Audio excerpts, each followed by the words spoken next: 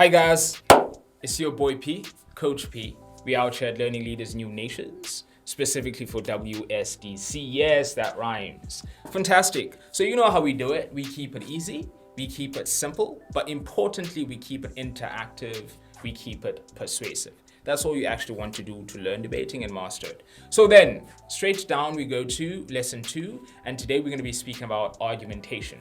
This is important because it is the fundamental part where the beginning, it's the actual meat of the debate. It's all of those things that are going to be compared and rebuttal. It's those things that judges are going to compare to decide who wins the debate or not. So then, what we need to understand about what argumentation is that argumentation is a process of arranging reasons so that we have ideas that are persuasive, right? The common structures we use for argumentation is deductive reasoning. This is often most preferred because it gives reasons that are more comparative for adjudicators to decide which one is more persuasive. So yeah, deductive reasoning most commonly, right, starts off with an initial foundational idea. This foundational idea is often referred to as a premise. And as you progress then with those ideas, there's two different quick structures we can use for the development of an argument, right? There's a simple format where you just use premise, link, and then conclusion. That's PLC. And then we also refer to a combination of premises to reach a specific conclusion. So that could be premise 1, premise 2, and therefore a conclusion. All of those rely on the interaction between those premises in order to reach a conclusion. So there's no real fundamental difference. There's no better form to structure an argument, but we're gonna have a look at a premise, link, and a conclusion, but also have a look at premise, conclusion in a second. Cool, let's have a look at some examples about the different structures you can use. If you're speaking, for instance, in a motion about banning religion in schools, one of the ways you could structure your argument through using premise, link, and conclusion is to simply say the role of education is to enable children to learn about the world in the broadest way possible. But the important bit of the statement you've just made is that it is generally acceptable and true. And so no one is really going to contest the fact that we think education must help broaden the minds of children. Yeah, perhaps it could be contested, but it's not something that's contestable to the extent that you would lose. So what you'd move on to the link then is you'd say religion limits the scope of ideas as it imposes a set of prescribed principles which ought to be adhered to with little room of questioning, and thus it does not enable broad learning. And then in conclusion, you probably say something like religion thus inhibits education and should not be in schools. But what you must notice here about this conclusion is that it is true because of the premise and the link that come before that. Because if we accept, for instance, that education must give children broad sets of knowledge, and if we accept the link, which is a follow-up from that, which says that religion prescribes principles that limit this, then we also have to accept that because education doesn't provide the broadness we need, it means we should take it away from schools. And essentially then, what you would then do if you wanted to interchangeably use the term link is the other structure is to have a premise, a follow-up premise, and a conclusion. So the fundamental difference between these two is that the second structure of just using premise, conclusion allows you to have more premises because often arguments are not just threefold that exist between a premise, link, and a conclusion. Often arguments have more premises than just a link, and so not all arguments can have one link to prove them, and so it's better, many instances, to just use premise, otherwise the principles remain the same. Let's look at the religion motion again. So the assertion here would be something that's generally applicable and true, and you'd say something like, we should ban religion in schools because it inhibits learning. That's your assertion. We are saying that the argument we are speaking about now is we must ban it because it inhibits learning. And so then reasoning is just going to be follow-up reasons, which are going to try and prove that claim in retrospect. And those reasons would be something like, this is because religion limits the scope of ideas as it imposes a set of principles which ought to be adhered to with little room for questioning.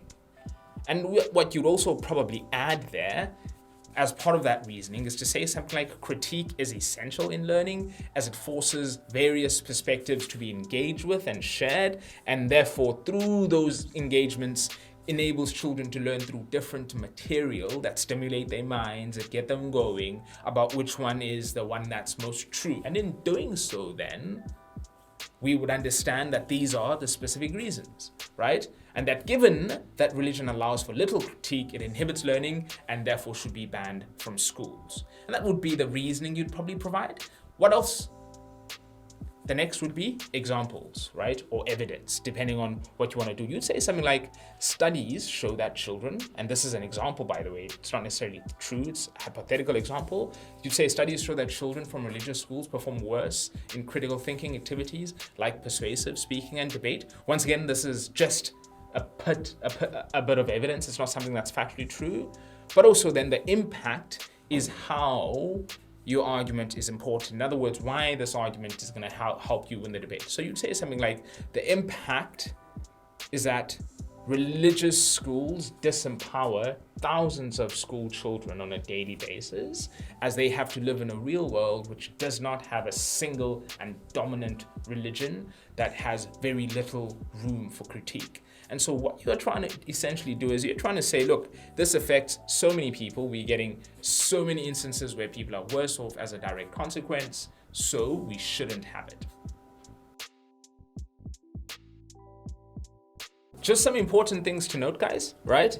Is that the strength of any argument, and this is how you strengthen them, is starting from a premise that is not contentions. And we mentioned this earlier, right? Because it's that first part, and it's the fact that it is accepted that education must be broad, that allows us to argue that religion isn't broad, which thus also allows us to argue about the fact that, therefore, because it isn't broad, it should be removed from the education system. So because the premise generally is uncontestable, it means that we can have the follow-up premises or the link to prove the arguments. And so that's the basic structure. The next bit, which I would like us to discuss, is how then, because this is a structure that is fundamental, it helps you get the basics of argumentation, right?